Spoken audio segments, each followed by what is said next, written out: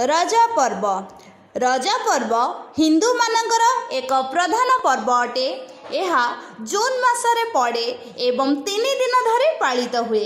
प्रथम दिन को पहली रज, द्वितीय दिन को रज संक्रांति एवं तृतीय दिन को शेष रज बोली कहा जाए। रजर पूर्व दिन को सजबाज कहा जाए। रजरे झियो माने नुआ पोशाक पिंधिबा सह सजेई होई दोली खेली थांती। सेमाने पान खाइबा सह रज गीत मध्य गाई थांती।